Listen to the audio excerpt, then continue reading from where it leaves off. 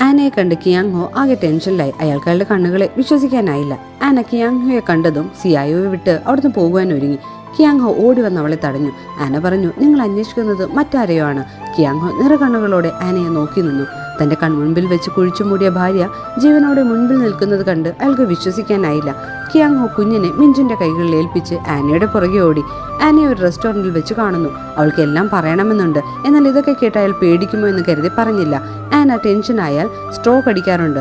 ഇപ്പോൾ അങ്ങനെ ചെയ്യുന്നത് കണ്ട് കിയാങ് ഹോ അത് ആന തന്നെയെന്ന് ഉറപ്പിച്ചു. ആന അയാളോട് എല്ലാം മറന്നെന്ന് കള്ളം പറഞ്ഞു.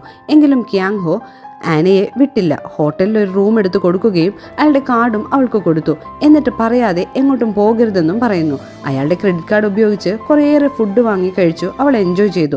ശേഷം അവൾക്ക് പിന്നെയും ആദിയായി. ഇനി വെറും 49 ദിവസങ്ങൾ മാത്രം. എത്രയും പെട്ടെന്ന് കിൻഡർ ഗാർഡനിലുള്ള ഗോസ്റ്റിനെ തുരത്തണം. അല്ലേ സിയായു പിന്നെയും അപകടത്തിൽപ്പെടും.